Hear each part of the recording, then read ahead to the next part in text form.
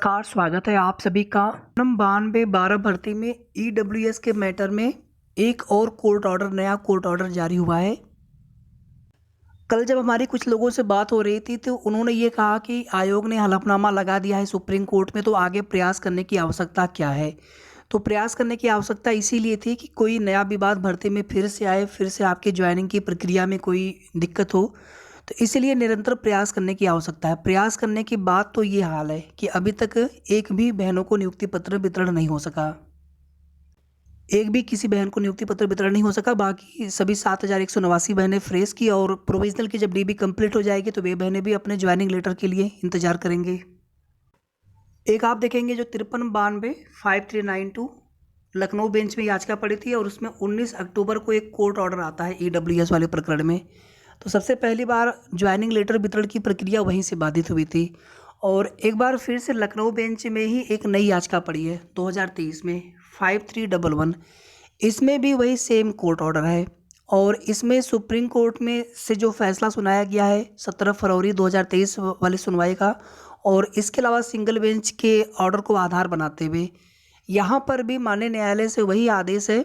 इसमें भी टोटल यहाँ पर 5 बहनें हैं जिनके प्रमाण पत्र सक्षम प्राधिकारी यानी तहसीलदार महोदय से जारी करवा करके आयोग में जमा करना है। उसके लिए 2 सप्ताह का समय दिया गया है, और आगे 1 सप्ताह का समय आयोग को मिला है उनकी नियुक्ति पर विचार करने के लिए मेरिट के आधार पर। और इसमें से टोटल 5 याचिकाकर्ता है, और इसमें से 1 याचिकाकर्ता ऐसे हैं जिनके पास संविदा का अनुभव नहीं है। बाकी जो 4 याचिकाकर्ता है उनके पास संविदा का भी अनुभव है 5 ईयर्स का। इस कोर्ट ऑर्डर में ये भी बोला गया है कि ईडब्ल्यूएस की जो कट ऑफ 3 अंक है, और इनके अंक उससे ज़्यादा है, कट ऑफ अंक से अंक ज़्यादा है, इनका ईडब्ल्यूएस प्रमाण पत्र कंसीडर किया जाना चाहिए था। इन्होंने पहले अप्लाई किया हुआ था, लेकिन इनका प्रमाण पत्र बाद में जारी हुआ है। इसमें सरकारी अधिवक्ता महोदय की तरफ से ये बोला गया है कि जो 5/1/2023 लास्ट डेट है, 5/1/2022 जो लास्ट डेट है फॉर्म भरने की, उसी को नोटिफिकेशन के अनुसार उसी को आवेदन की लास्ट डेट माना गया है, और डॉक्यूमेंट्स उस समय तक होने चाहिए थे ईडब्ल्यूएस के। भले ही आपको अपलोड करने के लिए समय दिया गया हो आगे 12/1/2022 तक, लेकिन इसमें लास्ट डेट 5/1/2022 को ही माना जाए। जबकि याची पक्ष के अधिवक्ता का यह तर्क था कि जब संशोधन की डेट 12 जनवरी है तो 12 जनवरी को ही इसमें मान्य किया जाए। 12 जनवरी तक या उसके पहले अगर प्रमाण पत्र जारी हुआ है तो मान्य किया जाए। 11/1/2022 को प्रमाण पत्र जारी हुआ था, एक दिन पहले, तो उसको मान्य किए जाने की मांग की गई है। ये टोटल 6 पेजेस का कोर्ट ऑर्डर है, और इस कोर्ट ऑर्डर की जो भी मुख्य बातें थी हमने आपको बता दिया है। एक बार कोर्ट ऑर्डर यहाँ पर जल्दी से देख लेंगे। और ये जो कोर्ट ऑर्डर है 5 अप्रैल की सुनवाई का है, 5 अप्रैल की डेट का ये कोर्ट ऑर्डर है। याचिका यहाँ पर डिस्पोज ऑफ कर दी गई है,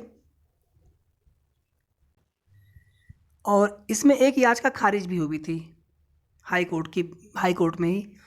तो उस याचिका के कोर्ट ऑर्डर का भी अंश इसमें है, ये वाला है 12919 of 2022, Ranjana Rai versus state of Uttar Pradesh and 2 others.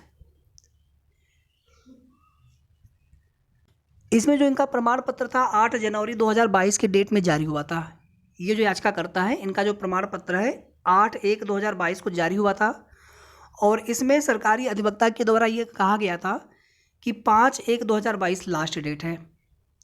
उसके पहले तक उनके पास प्रमाण पत्र होना चाहिए था, भले ही वो संशोधन की लास्ट डेट तक अपने प्रमाण पत्र अपलोड करते 12/1/2022 तक, लेकिन उनके पास प्रमाण पत्र अवेलेबल होना चाहिए था 5/1/2022 तक। Should have been issued prior to the last date, that is 5/1/2022। तो 5 जनवरी 2022 तक या उसके पहले प्रमाण पत्र जारी हुआ रहना चाहिए था। और यहाँ पर देखेंगे तो the writ petition lacks merit and is accordingly dismissed. एक याचिका यहाँ पर खारिज भी हो चुकी है। जिस ग्राउंड में ये कोर्ट ऑर्डर आप पढ़ रहे हैं, ये वाला कोर्ट ऑर्डर, इसी ग्राउंड पर एक याचिका ऑलरेडी खारिज हो चुकी है। और ये जो कोर्ट ऑर्डर है इसमें देखिए जो सिंगल बेंच का कोर्ट ऑर्डर है पहले का 53-92 वाला, जिसमें यह कहा गया था कि याचिकाकर्ताओं की कोई गलती नहीं है उनके प्रमाण पत्रों को लेकर के। उनके प्रमाण पत्र सक्षम प्राधिकारी से दोबारा अगर जारी हो सकते हैं तो दोबारा जारी किए जाएं, और उन प्रमाण पत्रों को फिर याचिकाकर्ता अपने आयोग में जमा करें और आयोग जो है उनके चयन पर विचार करें। तो वही सेम कोर्ट ऑर्डर लगभग इस वाले कोर्ट ऑर्डर में भी है।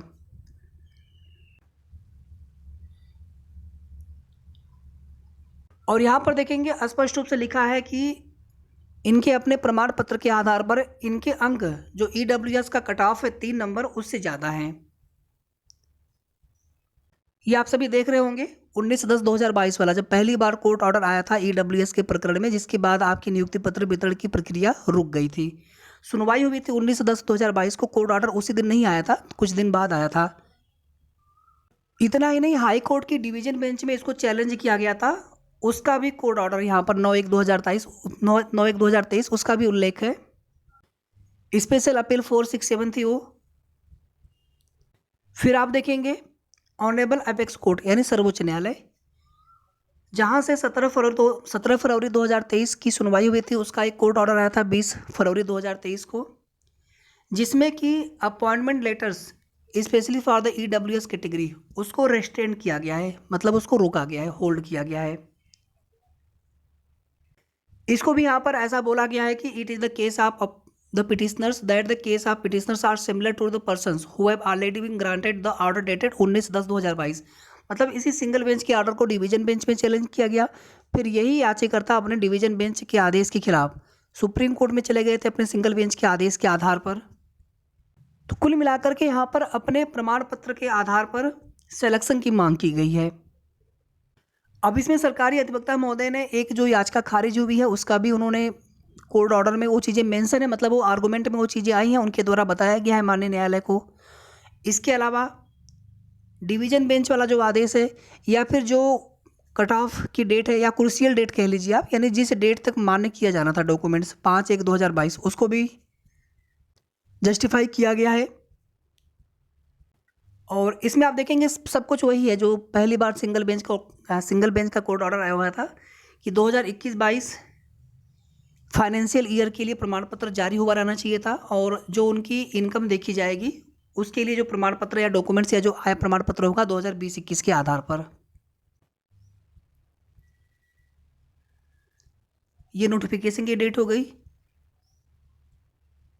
अब यहाँ पर देखिए जो 53-92 में जो रिलीफ मिला था, जो राहत मिली थी याचिकाकर्ता को 19/10/2022 वाले कोर्ट ऑर्डर में, तो उसी same relief as granted in the above mentioned writ petitions, इस वाले भी कोर्ट ऑर्डर में वो चीज़ें कि वही रिलीफ वही सेम चीज़ें हैं।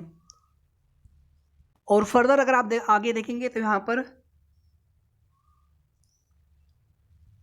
Shall issue of fresh corrected certificates correctly indicating the income of the candidate and his or family members. The said income certificate shall be issued for the financial year 2021-22 and documents pertaining to the financial year 2022-2021 shall be issued by the competent authority। मतलब उनका एक नया प्रमाण पत्र जारी करने के लिए यहाँ पर बोला गया है, और उसके लिए 2 सप्ताह का समय दिया गया है, within 2 weeks period of 2 weeks from the date of production of certified copy of this order before the competent authority tehsildar, and fresh or corrected certificates shall be issued in the light of the observations made herein above, and the same shall be submitted to the UP Subordinate Selection Commission।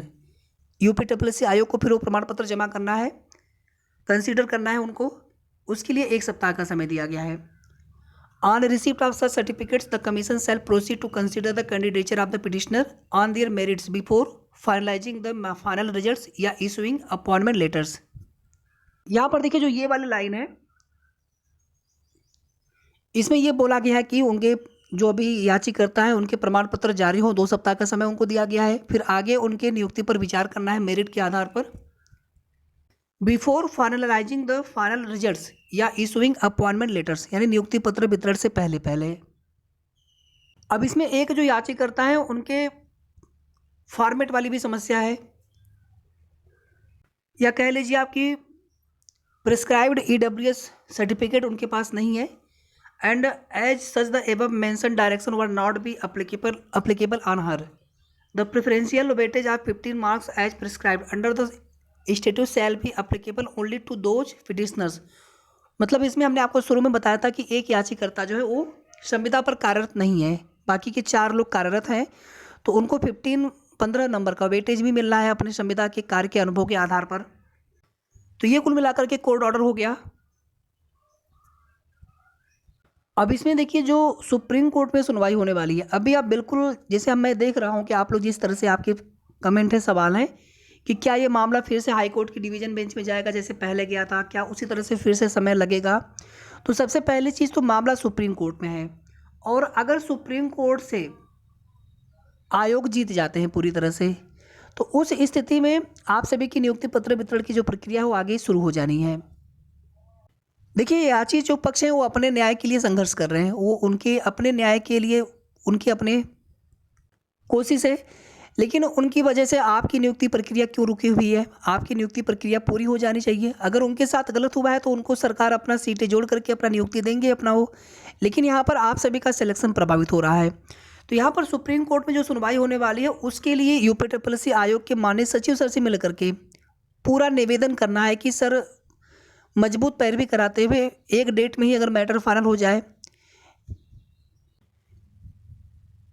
या फिर matter final होना चाहिए कुल मिलाकर के, क्योंकि वहाँ पर भी आप देखेंगे जो 277 सीटों पर होल्ड है, तो ये सीटें उसी प्रकार से डिमांड की गई थी कि उनका जो याचिकर्ता है उनका सिलेक्शन होना चाहिए था उन सीटों पर उनके प्रमाण पत्र के आधार पर।